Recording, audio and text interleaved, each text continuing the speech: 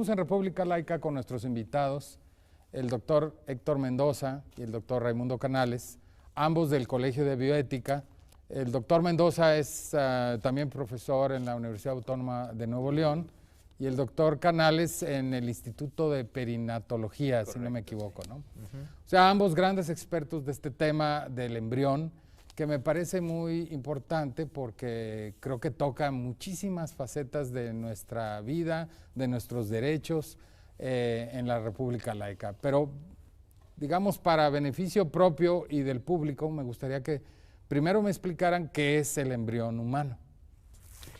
El embrión humano se define como ese estado inicial del desarrollo. En el caso del ser humano, son los estados primigenios de desarrollo dentro de la matriz.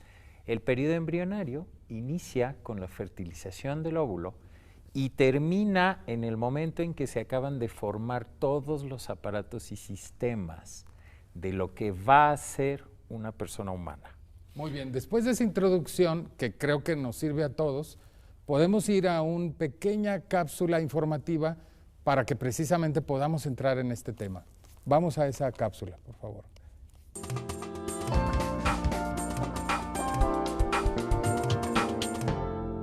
En México, diversas legislaciones, tanto en el ámbito constitucional como en el ámbito civil a nivel estatal, han sido modificadas a fin de dotar de derechos al no nacido, equiparándolo así con las personas nacidas. Esta actitud generalmente responde a ideologías y dogmas particulares, mediante los cuales, ignorando la laicidad que debe imperar en el país, se pretende imponer formas particulares de pensamiento a la sociedad en su conjunto. Muestras de lo anterior hay muchas. Por ejemplo, en el estado de Querétaro es posible adoptar embriones mismos que se equiparan a niños. Efectivamente, la legislación civil queretana establece que en la adopción de embriones queda prohibido seleccionar el sexo del niño a adoptar. En San Luis Potosí es posible que los embriones sean considerados como herederos, aun y cuando se encuentren en estado de congelación. Por su parte, en Tabasco es posible reconocer como hijos a los embriones, dice la ley, que incluso aun cuando no se encuentren en el útero materno, es decir, embriones congelados. En Jalisco, Quintana Roo, Coahuila y Puebla se entiende por niñez la etapa de la vida en los seres humanos que comprende la gestación, es decir, desde la fecundación o mínimamente desde la concepción. En fin, nuestros legisladores han creado múltiples absurdos jurídicos en torno a este tema. Bueno, una vez definido qué es el embrión en términos generales y definidos cuáles son más o menos los problemas que surgen alrededor de esta concepción, me gustaría regresar ahora sí a una discusión sobre cuáles son los problemas que giran alrededor entonces de las distintas interpretaciones que hay sobre lo que es este embrión, lo que son sus derechos, el estatus, digamos, del embrión en nuestra sociedad, ¿no? Entonces, Héctor, tú que has estado mucho en esto, dinos, cuéntanos tu perspectiva. El gran problema del estatus del embrión tiene que ver con una concepción religiosa del alma. El problema empieza ahí, en la medida en que, particularmente desde la perspectiva católica, se considera que el embrión es animado de manera inmediata. Y entonces, desde esa óptica se cree que pues, debe ser intocable, debe ser protegido, etcétera. En realidad esta discusión en términos jurídicos no la hemos llevado a la mesa de la discusión. Es decir, algunas legislaciones siguiendo esta idea están tomando incluso en algunos casos afectando derechos reproductivos y derechos sexuales en la medida en que toman esta idea de que el embrión debe ser protegido desde el momento mismo de la fecundación, cosa que yo no comparto en principio por una serie de razones biológicas y además porque de asumir esta postura caemos en un sinfín de absurdos jurídicos. El primero y el más evidente que incluso me gusta poner y que lo he hecho incluso en institutos de salud, es que si asumimos que el embrión es persona, bueno, ¿qué pasa con todos estos embriones que están siendo congelados? En México la técnica ya la tenemos, ya la dominamos. Si yo asumo realmente desde la óptica jurídica que estos embriones son personas, pues lo que está pasando es que tengo ahí un cúmulo de personas que están privadas ilegalmente de su libertad. Claro, los tienen ahí congelados. Congelados, además, ¿no? sí. Y bueno, como estos hay N cantidad de absurdos. En algunas entidades de la República, por ejemplo, los códigos civiles reconocen a la niñez o al niño, básicamente hablan desde todo el proceso de gestación, lo cual implicaría desde la fecundación misma, o cuando menos desde la anidación del embrión. En Querétaro, por ejemplo, existe la posibilidad de adoptar embriones, lo cual me parece gravísimo porque lo están equiparando a personas. Claro. Incluso se cae en infinidad de absurdos esa ley, porque, por ejemplo, dice que una vez que adoptes un embrión, pues no puedes cambiar de opinión, no puedes hacer otra cosa. Y que en el caso de los embriones que la pareja adopte y que le sean implantados a una mujer, el producto, ese niño que eventualmente puede surgir, no puede ser dado en adopción. Y entonces resulta que le ponemos trabas a la adopción tradicional a partir de una idea muy complicada de poder adoptar embriones. En realidad son esos y muchos malos absurdos en los que caemos. ¿No? Pero sí, dime, Ramón. Que la idea finalmente del asunto de que se pueda transferir un embrión a otra pareja es una idea noble en principio. Sí. Seguramente de ahí el legislador lo toma, lo que pasa es que desvirtúa cuál era la idea original, en donde más bien deberíamos hablar de donación de embriones y de un donador, un receptor de un embrión, y muy probablemente que puede dar lugar a una persona humana.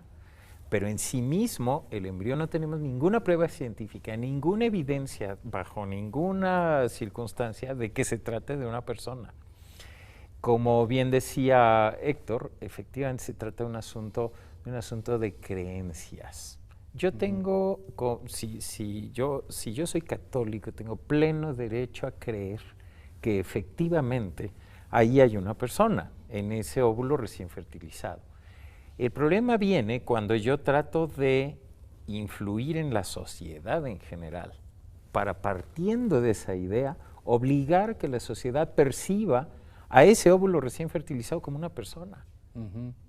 Porque hay con la pena. Sí, claro. Eso no puede ser. Eso es un acto de atropello sobre la sociedad. Obligar a que todo mundo asuma que es el una embrión persona. Es una persona. Y entonces tengo no que hay la evidencia de que lo sea. No hay ninguna evidencia científica de que lo sea.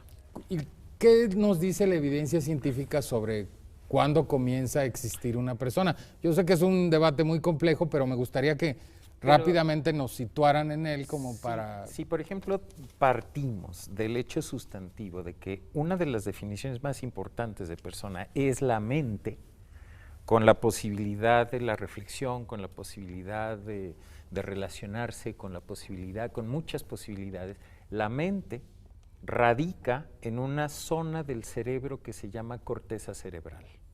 Si a una persona le quito la corteza cerebral, deja de ser persona, se convierte en un vegetal. Incluso la ley misma me permite considerarlo ya un cadáver, que simplemente lo puedo, alguien que se accidente y pierde la corteza cerebral, se considera un cadáver que puede ser donador de órganos. Okay. O sea que, entonces, al revés, entonces, cerebral. ¿cuándo tiene el ser humano su corteza cerebral? 18 semanas de embarazo. 18 semanas. Que eso es casi la mitad del embarazo. No me digas, ¿sí? Casi la mitad el embarazo dura 40 semanas. Claro.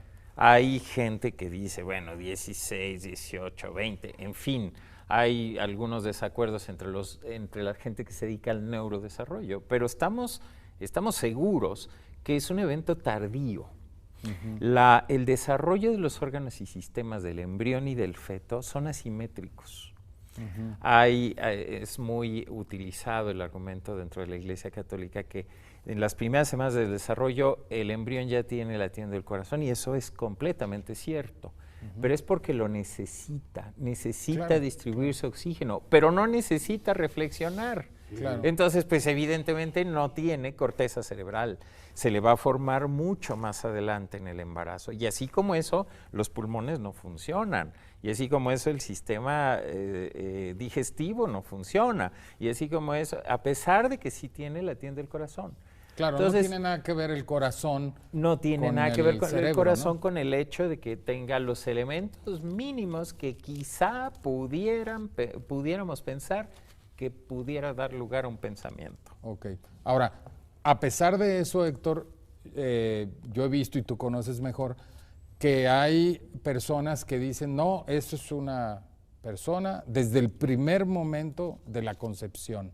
Y han, sin embargo, impuesto al mismo tiempo, sin embargo, han impuesto en consecuencia una serie de legislaciones un poco absurdas, parecería, ¿no?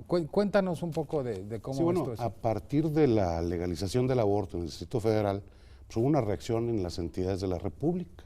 Y lo que pasó es que modificaron 17 constituciones, cuando menos, para establecer a nivel constitucional local el hecho de que el ser humano es protegido desde la concepción. Sí. Yo quisiera hacer otra aclaración además. Si bien es cierto que existe la idea de la animación inmediata, también es cierto que en México no existe nada más una religión. Claro. Y yo sé que en México judíos y musulmanes no son mayoría, pero existen en nuestra patria. Y por ejemplo, judíos y musulmanes tienen una idea diferente respecto de la animación. Para ellos es retardada. Incluso lo que comentábamos antes de entrar al programa, la propia Iglesia Católica durante siglos consideró que la animación del ser humano era retardada, 40 y 60 días, lo decía Santo Tomás de Aquino. Claro. Esto es una idea nueva. Nada más para agregar a tu recuento, yo creo que tampoco en la Iglesia Católica todo el mundo está de acuerdo. Una cosa es lo que han dicho en su magisterio pontificio a los papas, pero ni siquiera eso necesariamente se ha convertido estrictamente en doctrina absoluta, mucho menos en dogma, lo cual deja también incluso el campo abierto dentro del propio mundo católico, porque yo he visto muchísimos debates al respecto, ¿no? Pero continúa, perdón. Claro, sí. Al final de cuentas hay que considerar, precisamente como se llama tu programa, que estamos en una república laica. Y es precisamente ahí donde tendríamos que respetar todas las expresiones religiosas. No he revisado últimamente, pero en la Secretaría de Gobernación se hablaba de 7,000 iglesias hace un par de años. 8,000 ya hicimos hace poco un programa y ya pasamos los 8,000 asociaciones religiosas. Asociaciones religiosas, sí. Muchas derivadas del cristianismo, sí, pero muchas no, es decir, con otras concepciones del mundo. Y ellos también son mexicanos y ellos también tienen derechos y ellos también pueden opinar, incluso pueden opinar aquellos que no tengan una convicción religiosa. El secreto, como lo decía Raimundo, está en que al final de cuentas esta idea no la venden y luego lo llevamos a la ley y entonces ahí es donde sí tenemos problemas. Claro, porque una vez es la ley local, se generan muchas cosas. Ahora, ¿qué tipo de problemas en particular? A ver, danos un ejemplo concreto. Te voy a decir en principio que a mí lo que me parece es que estamos queriendo resolver nuevos problemas con viejas leyes. Yo no creo que esto se vaya a ver o se tenga que ver desde una óptica del derecho civil. Creo que en todo caso habría que generar leyes especializadas en la materia. Pero quien lo quiere ver desde la óptica civil, pues te comento, los códigos civiles en México se promulgaron en los 30, 35. ¿Cómo es posible pensar que el legislador de aquella época iba a pensar siquiera la posibilidad de manipular células germinales fuera del cuerpo humano, de generar embriones en el laboratorio, de congelar embriones, de congelar óvulos, de congelar espermatozoides? Pues eso ni siquiera se imaginaba, de poder usar incluso lo que está pasando ahorita. México se va a convertir en un paraíso biogenético y ya no está pasando en Tabasco con la maternidad subrogada. Sí, está sucediendo que en la India se pusieron más requisitosos y mucha de esa gente que iba a la India está viniendo a México, a Tabasco en específico, porque se dice que en Tabasco está regulada y o permitida la maternidad subrogada. Eso no es cierto. En Tabasco, en el apartado de actas del Código Civil, se reconoce que pudiera haber una gestación por una tercera persona, pero no está regulado. No nos hemos sentado a discutir este tema. Hay, no sé, fácil 8 o 10, ha habido 8 o 10 intentos de proyectos de ley que están durmiendo el sueño de los justos en el Congreso.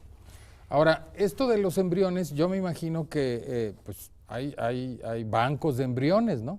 O hay gente que tiene embriones y los ha desarrollado. ¿Qué está pasando? ¿No está afectando la investigación científica? ¿O qué pasa con los embriones? Es decir, los embriones están en principio en manos de los ginecobstetras. Yo soy ginecobstetra, yo no tengo, pero hay muchas clínicas que tienen en sus manos los embriones. ¿Y por qué tienen esos embriones? Ajá. No es por ganas de guardar embriones, es porque tengo una pareja concreta que vino a estudiarse y vino a consultarme por infertilidad.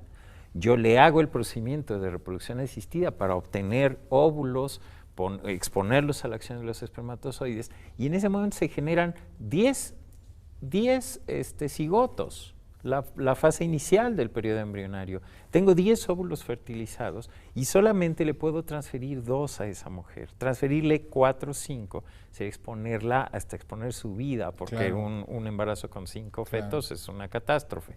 Entonces, Pero luego sucede, ¿no? Que vemos que, no sé en dónde tuvo resulta 7, que tuvo, ¿no? sí, Porque y se mueren todos y la Pues sí, señora claro. a punto de morir, y bueno, en fin. Claro. Entonces, solamente voy a transferir 2 óvulos fertilizados y los demás, si esa pareja quiere, porque además cuesta mucho dinero en fármacos y en procedimientos, se pueden congelar para que tengan un segundo hijo, o en caso de que este primer procedimiento no tenga éxito, podamos reintentarlo. En fin, la mayor Pero parte todo de es las con, parejas. con el consentimiento de la pareja, por Ellos supuesto. lo piden. Sí. Mi papel es ofrecerles la posibilidad, aquí existe esta posibilidad. La sorpresa es que la inmensa mayoría son católicos y Sí. católicas Sí, y optan por el congelamiento. claro. Es razonable. Claro. Es Claro, porque completamente razonable. yo lo que diría es que la mayor parte de los católicos no les importa lo que dice la doctrina, Ajá. sino les importa tener hijos y la posibilidad de tenerlos y decidir sobre el asunto. En la práctica, los problemas surgen cuando alguien legisla asumiendo que lo que dice el líder católico es lo que quieren los católicos. Pero sobre eso y otros asuntos vamos a platicar después de este corte, si me lo permiten. Regresamos entonces